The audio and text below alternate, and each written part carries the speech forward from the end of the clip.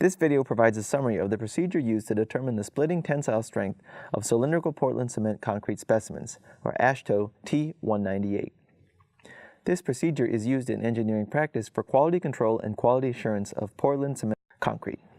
The splitting tensile strength test is based on the concept that a cylindrical sample placed on its side and exposed to diametral compressive loading will experience tensile forces perpendicular to the applied load.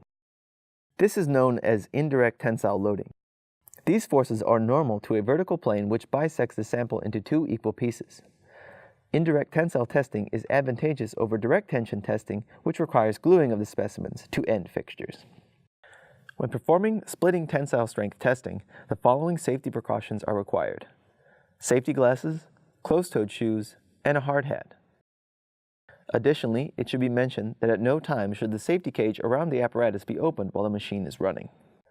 The following equipment, materials, and supplies are required for the splitting tensile strength testing: a 6-inch by 12-inch hardened Portland cement concrete cylinder, bearing strips, a testing machine capable of applying a controlled rate of loading, a system capable of measuring and recording the ultimate load applied to the specimen. With the machine off, place the bottom loading strip into the device and carefully center it below the loading head.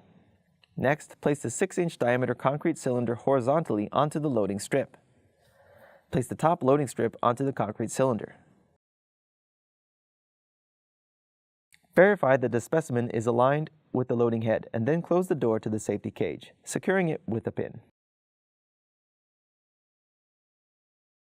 The TA will ask you to compute the proper loading rate in pounds per second that the machine will have to apply in order to achieve the specified loading rate in terms of PSI per minute. AASHTO T198 specifies that the loading rate be between 100 to 200 psi per minute.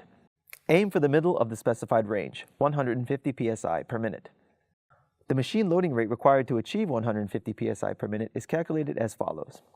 Multiply the pressure loading rate, 150 psi per minute, by the length of the specimen times the diameter of the specimen times pi divided by 2. This yields a required machine loading rate of 16,964 pounds per minute, or 283 pounds per second. The TA will then input the required loading rate into the test software and begin the test. The computer will record the load applied to the specimen as a function of time. The load will increase up until the point of failure, at which time the load will begin to decrease.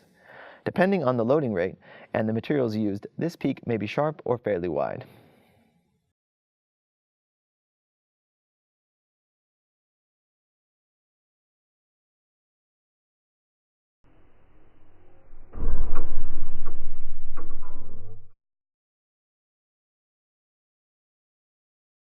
Once the machine is turned off, the sample can be removed from the device.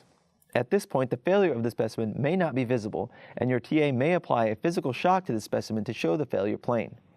Examine the failure surface and determine if the failure occurred in the coarse aggregate, the mortar, or the bond between the mortar and the aggregate.